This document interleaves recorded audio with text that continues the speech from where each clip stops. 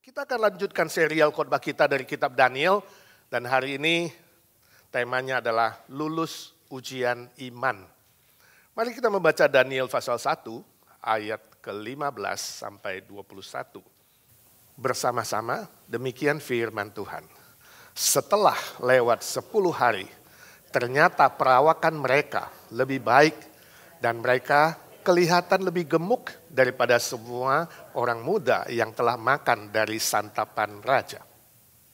Kemudian penjenang itu selalu mengambil makanan mereka dan anggur yang harus mereka minum, lalu memberikan sayur kepada mereka. Kepada keempat orang muda itu, Allah memberikan pengetahuan dan kepandaian tentang berbagai-bagai tulisan dan hikmat.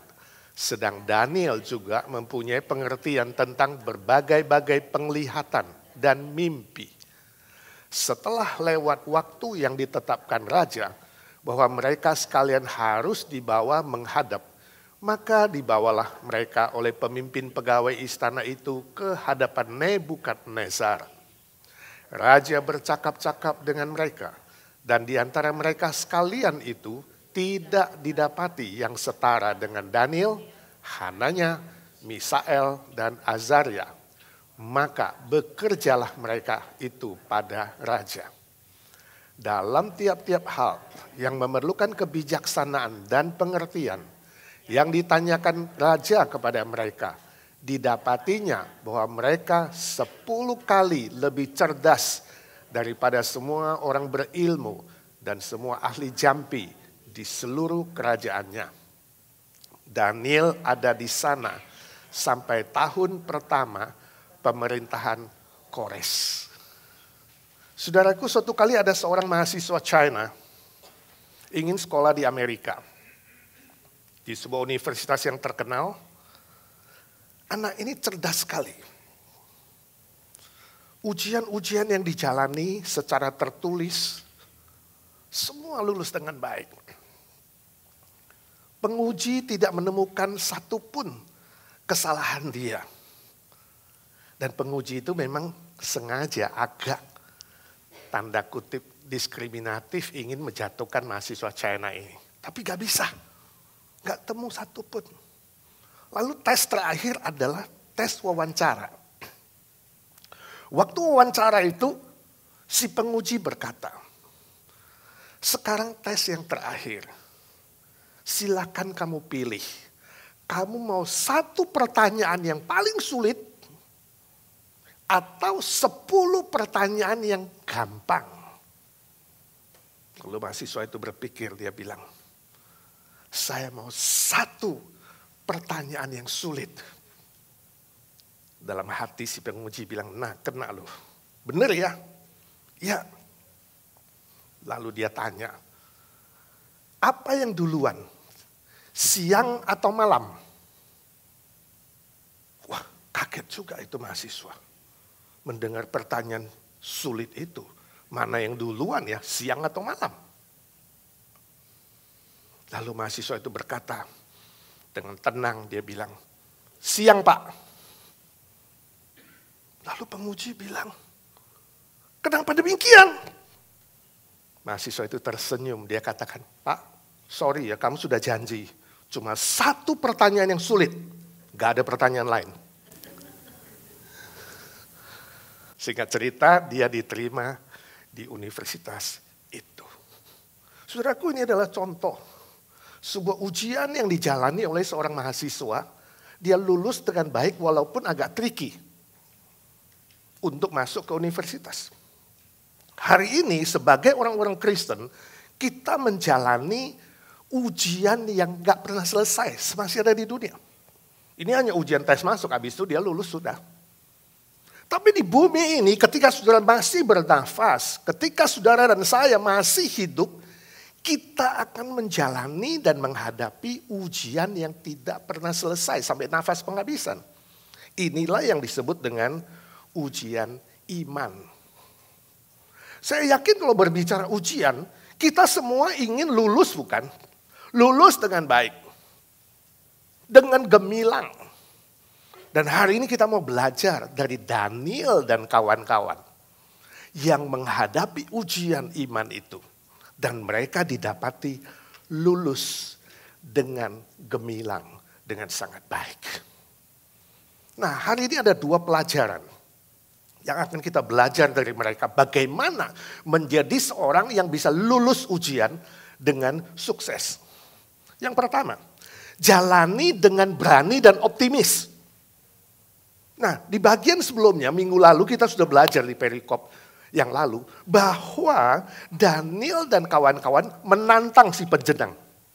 Oke, kami tidak mau makan makanan dari meja raja. Tentu dia gak bilang itu najis, itu cemar di hadapan Tuhan. Dia gak bilang sih. Kasih saja kami sayur dan air. Tes 10 hari. Jadi ujian pertama. Lihat apakah kami lebih sehat dan lebih baik dari pemuda-pemuda lainnya. Nah saudara, ujian ini tidak mudah. 10 hari membuktikan lebih sehat, lebih gemuk, lebih baik dari yang lain. Hanya makan sayur dan air. Gak mudah. Tapi Daniel dan kawan-kawan berani menjalaninya. Ini berani dan optimis. Mereka yakin bahwa 10 hari nanti mereka pasti akan lebih sehat, lebih kuat, dan lebih baik penampilannya dibanding anak-anak muda yang lain. Mereka gak ragu, mereka gak khawatir, mereka gak takut-takut. Berpikir-pikir, gimana kalau nanti lebih kurus, gimana kalau nanti sakit, gimana kalau enggak. Itu dibuang jauh-jauh dalam pikiran mereka. Pikiran yang optimis artinya tidak ada yang negatif. Tidak ada curiga sama sekali. Yakin. Ya. Mereka juga enggak, ya kayak orang pesimis sebaliknya itu lemah. Ya. Aduh kita minum air doang ya, sama makan sayur gimana, pasti lemes dong. Mereka enggak pikir itu. Pikirannya optimis, yakin sepenuhnya bahwa Tuhan akan menyertai.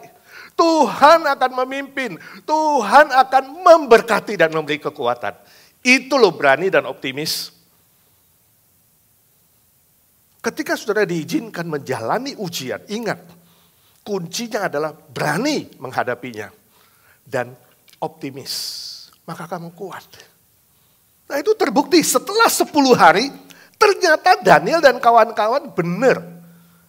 Lebih kuat, lebih sehat, lebih cakep, lebih gemuk. Nah, saudara yang suka makan sayur yang pikir gak bisa gemuk ya. Bisa juga saudara. Jadi gemuk. Ayat 15 itu mengatakan. Ini menunjukkan mereka lulus ujian tahap pertama. Jadi penjenang senang. Waduh benar ini. Jadi permintaan mereka dilanjutkan. Dikatakan dilanjutkan. Ya. Diteruskan. Berapa lama? Ya sampai program dari Nebukadnezar itu selesai. Sekitar 3 tahun. Jadi sudah gak ada masalah. Tiap kali penjenang menyingkirkan makanan dari raja, minuman dari raja. Diganti dengan air dan sayur. Seterusnya. Ya. Nah ayat 17a berkata bahwa selain itu Tuhan mengaruniakan mereka pengetahuan dan kepandaian tentang berbagai-bagai tulisan dan hikmat. Ini menunjukkan apa? Mereka bukan saja sehat secara fisik, secara penampakan, tapi juga mereka tambah cerdas. Karena Tuhan memberikan kepintaran itu.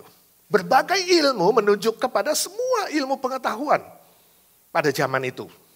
Ya, mulai dari sains, ilmu kedokteran, ilmu penglihatan, ilmu mimpi, bahkan Daniel khusus dapat karunia menafsirkan mimpi. Ini penting untuk nanti menerima nubuat Tuhan. Ini penting nanti untuk melayani di negara Babel. Saudara, saya ingin saudara mencatat ya, bahwa bukan karena makan sayur dan minum air yang membuat mereka itu sehat, kuat, dan pintar. Bukan. Saudara jangan salah sangka bahwa makan sayur dan minum air itu lebih baik dari orang yang makan daging dan minum anggur. Tidak. Alkitab tidak pernah mengajarkan vegetarian. Belum. Gak pernah. Jadi saudara yang nah ini Alkitab betul nih orang yang vegetarian. Makanya lu makan daging sih, makanya lu kelihatan dablek gitu ya. Bukan. Saudara, bukan itu yang diajarkan Alkitab di sini, bukan. Di sini poinnya bukan bahwa vegetarian makan air dan sayur lebih baik dari makan daging dan minum anggur, bukan.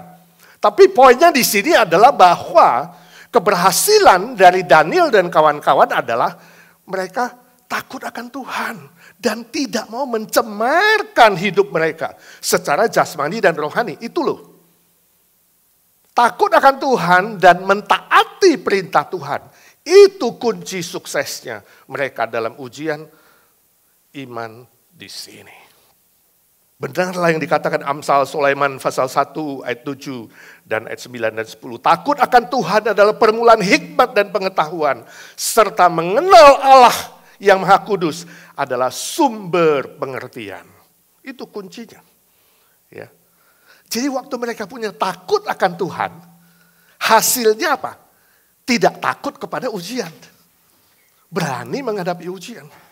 Waktu mereka taat kepada Tuhan, membuat mereka optimis bahwa Tuhan akan menyertai. Tuhan akan memberkati. Dan Tuhan akan melindungi mereka. Saya baca cerita suatu hari ada seorang turis namanya Mr. Peterson. Dia ke Indonesia pertama kali. Nah, dia sudah dengar bahwa Indonesia itu negara ketiga, kotor, kurang aman, khususnya Jakarta yang terkenal banyak copet, banyak macet. Turun sampai airport, deg-degan, lalu dia panggil taksi, dia naik taksi. Dia lihat sopir taksinya agak hitam, ya, deg-degan juga. Lalu dia tanya, Pak, benar gak bahwa Indonesia itu negara yang sehat dan aman? Lalu bapak ini bilang, ya pasti. Loh kenapa kamu bilang begitu? Sopir itu bilang, sejak pertama aku tiba di sini, aku tidak bisa bahasa Indonesia satu kata pun. Ya. Aku itu lemah. Bahkan boleh dibilang, kepalaku juga gak ada rambutnya. Aku gak bisa berjalan dari kamarku itu dari ujung ke ujung, gak bisa. Aku lemah. Aku hanya ada di ranjang. Dan bergerak pun orang mengangkat aku. Tapi kamu lihat aku sekarang. Wah, turis tuh bilang, wow, wonderful, hebat sekali. Bapak kesini sejak kapan? Ya saya lahir di sini. Ya jelas lah waktu bayi gak bisa apa-apa. Tapi ini contoh seorang yang apa? Optimis. Dia optimis tentang negaranya. Dia optimis tentang kerjaannya. Dia optimis menghadapi persoalan apapun. Saya tidak tahu Tuhan izinkan saudara menghadapi ujian apa. Tapi ingat, kalau mau lulus ujian, saudara harus optimis dan berani. Ya. Jangan hidup karena kata orang. Kalau saudara hidup karena kata orang, bahaya. Oh kata orang kan gini, kata orang kan gitu. No. Juga bukan hidup tergantung situasi. Habis aku lahirnya sih di Indonesia, di desa lagi ujung. No. Bukan karena situasi, bukan karena lokasi, bukan karena ada persoalan apapun. Kalau Tuhan izinkan saudara menghadapi itu, mengalami ujian itu, ingat. Ketika saudara sungguh-sungguh berani dan optimis di dalam Tuhan, Tuhan akan menyertai.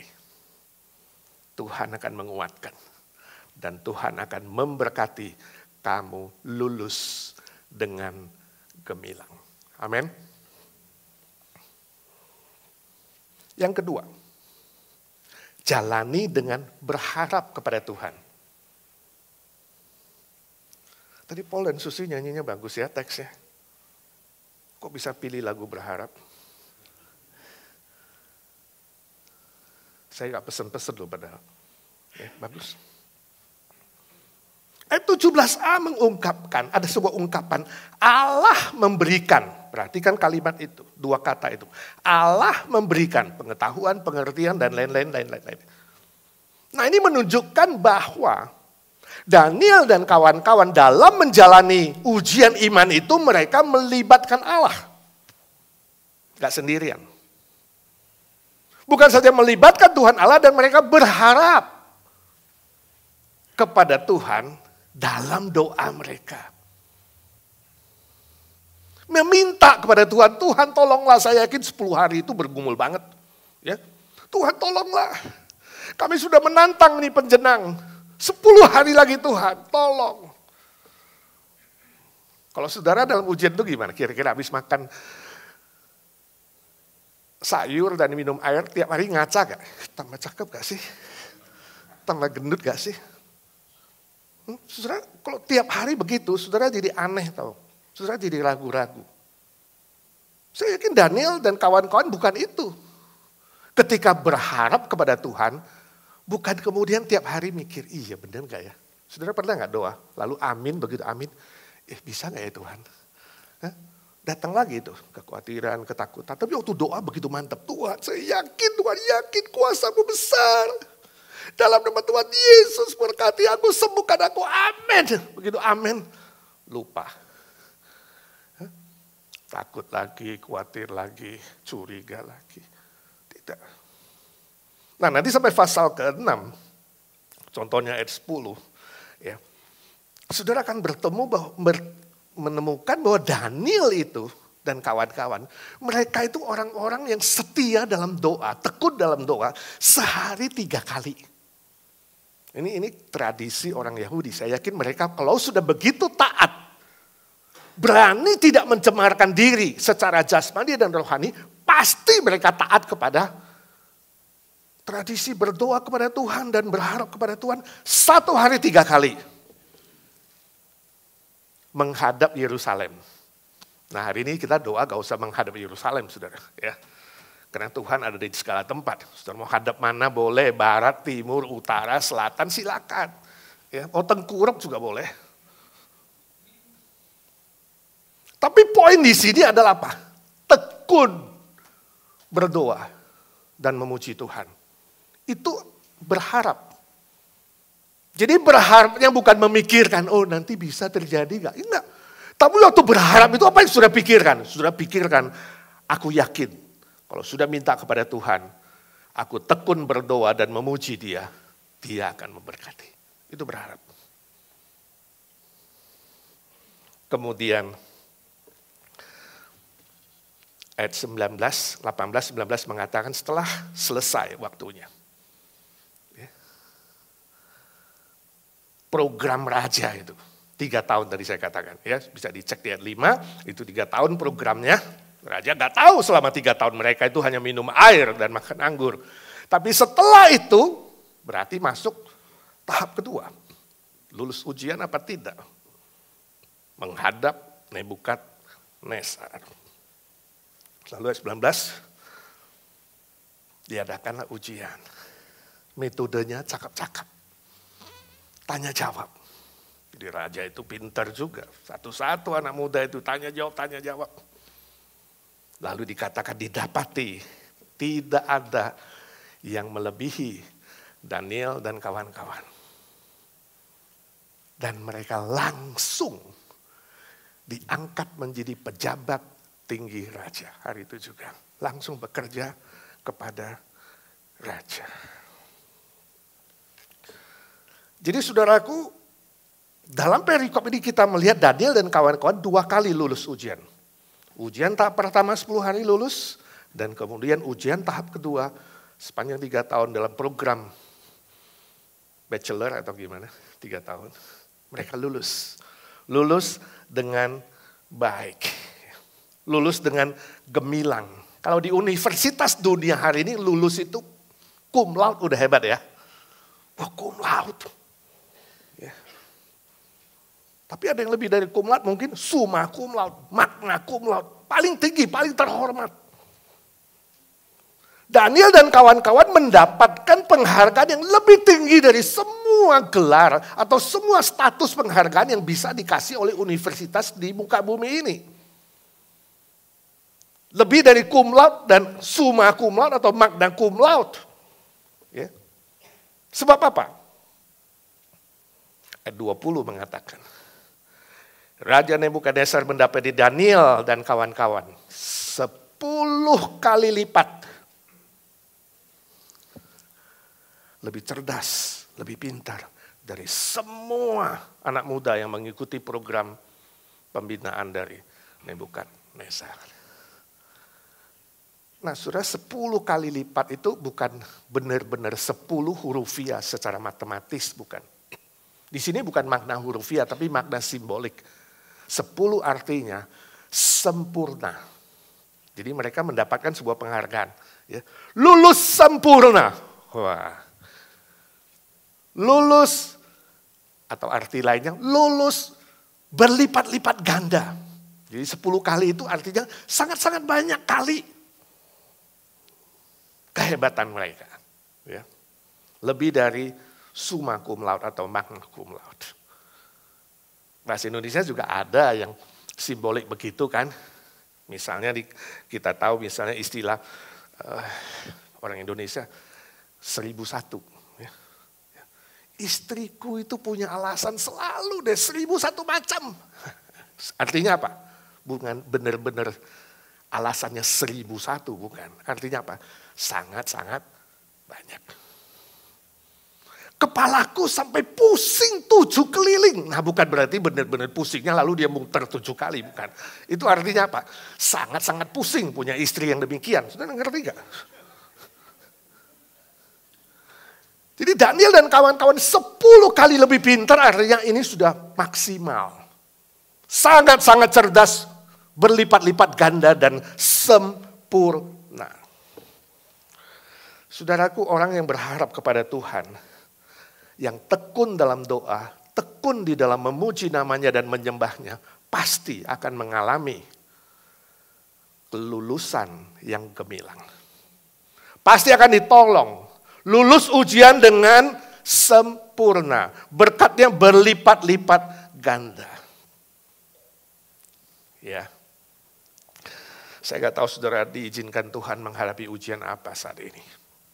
Tapi ingatlah, ketika ujian itu datang, selalu ada sisi lain dari pihak si jahat mau menjatuhkan. Jangan saudara tergoda, jangan saudara terjebak dengan tawaran-tawaran itu. Firman Tuhan mengatakan hati-hati dengan tawaran godaan dari dunia ini. Yaitu keinginan daging, ya, keinginan mata, dan keangkuhan hidup. Sebab semua itu sedang menuju kepada kebinasaan.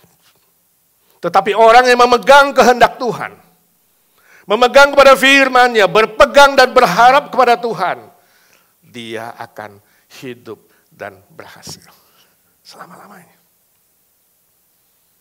Saya jadi ingat sebuah cerita ya, yang berapa tahun lalu saya ceritakan di sini. Dikirim sama teman saya dari Indonesia, dari Sumatera. Ya. Katanya cerita sungguh-sungguh terjadi, karena yang cerita itu tantenya orang Batak, Boru, Simatupang. Ya Simatupang bukan berarti siang malam tunggu panggilan, bukan itu. Yang benar. Nama anak itu Bernard. Bernard itu kerja di Jakarta. Waktu kerja di Jakarta, sebuah perusahaan yang cukup besar, dia sukses, posisinya baik. Tiap bulan gajian dia selalu gak lupa kirim uang kepada orang tuanya di kampung. Ya, di Sumatera Utara. Orang tuanya senang. Dan selalu pesan, jangan lupa doa, orang tua pun mendoakan. Ya. Bernard seorang yang berdoa, berharap kepada Tuhan. Dan dia diberkati. Tapi bisa saja ada ujian datang, bukan? Suatu kali, setelah kira-kira 5 tahun bekerja, perusahaannya bangkrut. Dan dia harus di PHK. Nah, waktu di PHK itu, dia dapat bonus. Cukup besar. mungkin 2-3 kali lipat dari gajinya. Jadi karena dapatnya banyak, Bernard juga kirim uang banyak ke kampung. Lalu kirim pesan, ayah dan ibu, saya harap kalian rela menerima kiriman ini. Sebab saya sekarang di Jakarta sudah memble. Udah di PHK, memble. Tolong jangan lupa doakan. Nah, orang tuanya nggak tahu apa itu memble. Lalu senang sekali. Wah, gila anak ini kirim duit begitu banyak. Kita harus bikin pengucapan syukur. Maka diundanglah seluruh gereja. Penatua, pendeta, semua. Untuk mengadakan kebaktian ucapan syukur. Dan waktu di kebaktian itu si ayah kemudian kesaksian. Saudara-saudaraku yang kekasih, ketahuilah. Anak kami di Jakarta sekarang sudah memble. Itu sebabnya kami dapat wesel kiriman uang sampai 2-3 kali lipat. Puji nama Tuhan. Karena Tuhan membuat dia memble. Saya minta dengan sangat supaya kalian semua berdoa bersama-sama saya. Supaya anakku Bernard di Jakarta itu lebih memble. Dalam ketidaktahuan mereka. Tapi herannya, berapa waktu kemudian Bernard dapat kerjaan yang lebih baik. Yang 2 kali lipat gajinya. Sungguh-sungguh luar biasa. Singkat cerita dia pulang kampung di Natal akhir tahun kemudian bawa banyak kado. Wah, lagi sibuk-sibuk bagi kado, mamanya bilang, anakku cobalah cerita apa kerjaanmu di Jakarta. Posisinya apa itu, pangkatnya apa itu. Kamu pasti sudah lebih memble di sana. Anaknya kaget. Hah? Dia mulai berpikir sedang, ini mama kok ngomong begini. Baru dia ingat, oh waktu itu cuma minta doa karena sudah memble. Setelah diceritakan semuanya tertawa terbahak-bahak.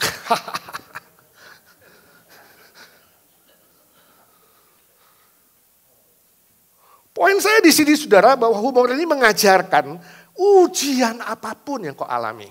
Entah di pekerjaan, entah di rumah tangga, entah di menghadapi manusia lain, entah apapun, saya nggak tahu. Poinnya adalah orang yang berharap. Berharap kepada Tuhan di dalam doa, di dalam pujian, di dalam penyembahan. Tuhan pasti buka jalan. Tuhan pasti melaksanakan firman-Nya. Dan orang yang berharap tidak akan menjadi lelah, kata Yesaya 40. Tetapi akan terus terbang tinggi dan menjadi kuat di dalam Tuhan. Ini yang dialami oleh Daniel dan kawan-kawan. Kalau kita lihat di ayat 21, Daniel itu ada tambahan berkatnya lagi. Dia dikasih umur panjang. Umur panjang. Supaya dengan berkat-berkat yang dia punya, dia bisa berbuah lebat menjadi berkat untuk banyak orang. Nah dikatakan di sana Daniel bekerja di istana raja sampai tahun pertama Raja Koresi. Nah tahun pertama Raja Koresi itu adalah 539 BC. Waktu pertama kali Daniel dan kawan-kawan ditawan ke Babel itu adalah tahun 605 BC. Kalau Daniel dan kawan-kawan waktu ditawan itu adalah umur sekitar 15 atau 17. Masih anak muda. Maka usia Daniel waktu pemerintahan Kores itu 81 atau 83 antara itu. Artinya apa? Sampai usia 80 lebih Daniel itu masih efektif dan produktif melayani di sana. Menjadi berkat untuk seluruh kerajaan Babel yang menguasai banyak kerajaan lainnya. Menjadi berkat bagi banyak orang lain, tetap dipakai Walaupun sudah 80 lebih. Efektif dan produktif. Panjang umur. Jadi saudara yang belum kelas 8, ya jangan pikir cepat-cepat untuk ya udah gak berguna, ngapain, mati aja. Jangan pikir begitu. Om Paul 80 lebih, hampir 90 masih kuat nih, cuma gak muncul dia. Kalau Tuhan memberimu panjang umur, ingat ada gunanya. Ada tujuannya. Supaya hidup saudara tetap menjadi berkat. Amin. Kalau saudara dikasih umur panjang dan berkat-berkat lainnya, maukah saudara pakai berkat itu untuk memberkati orang lain? Gak salah minta berkat sih. Pak Edi bilang tahun double-double, kita tahun ini minta berkat double. Berkat sih boleh minta, tapi sudah juga harus menjadi berkat double, mengerti? Waktu kamu minta triple, ingat kamu harus bisa menjadi berkat secara triple juga. Siapa yang kerja jadi waiter di restoran? Saya tanya, tips yang pernah kamu terima paling besar berapa? Dalam satu hari, ada yang dapat 1.000 gak coba?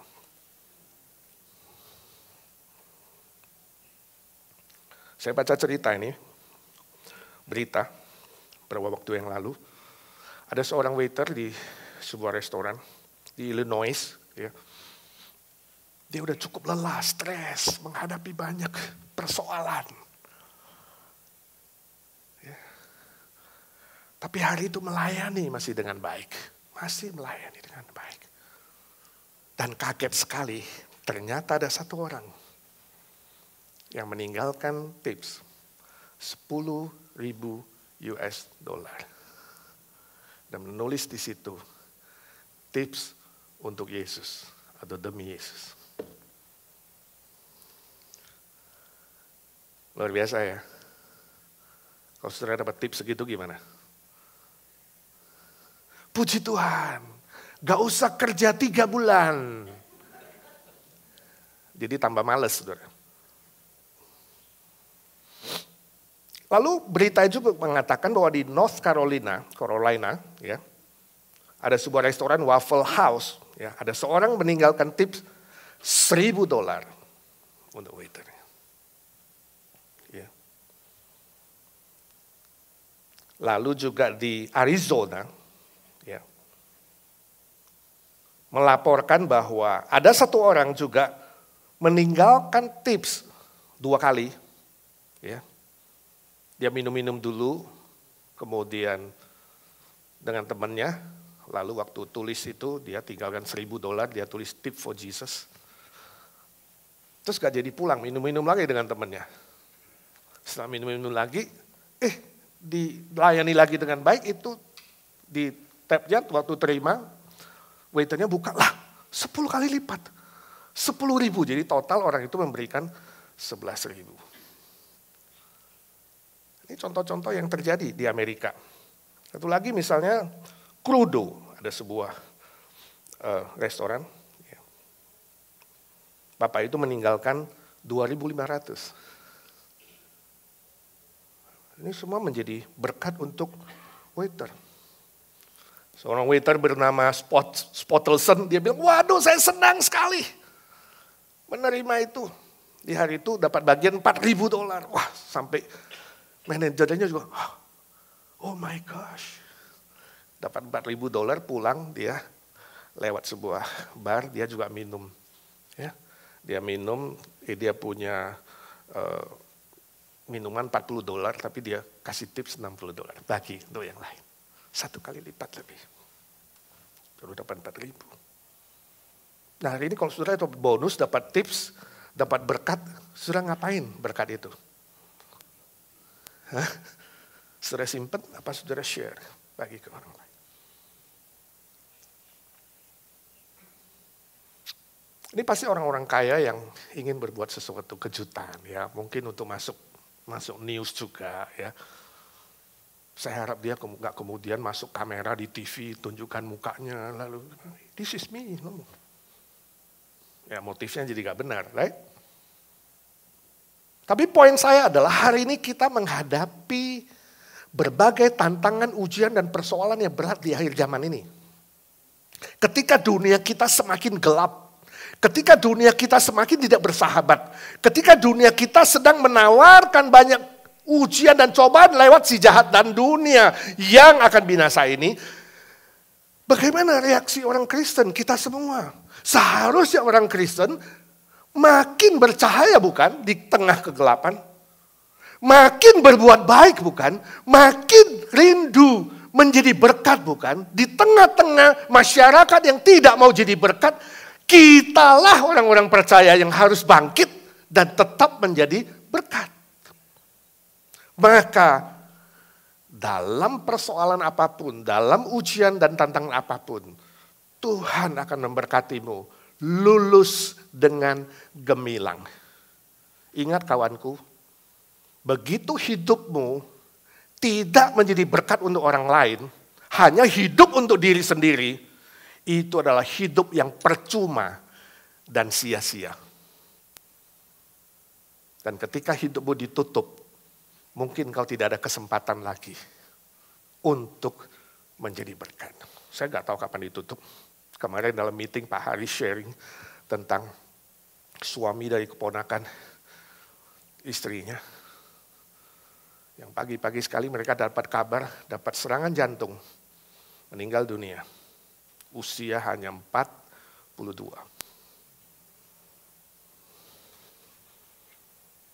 Juga tahu kapan kesempatanmu. Saudara tidak tahu jelas, saya juga gak tahu jelas kapan kesempatan kita ditutup.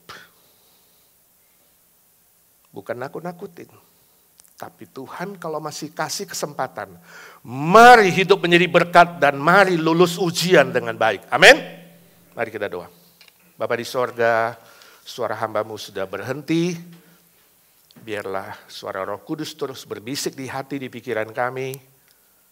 Menguatkan kami, mengingatkan kami, menghibur kami, memimpin kami, menuntun kami. Agar dalam ujian iman di dunia ini, kami mengalami keberhasilan, kesuksesan yang gemilang demi kemuliaan bagi nama Tuhan, demi menjadi berkat bagi banyak orang lain, demi kerajaan Tuhan. Dalam nama Tuhan Yesus kami berdoa dan memohon berkat Tuhan. Amin.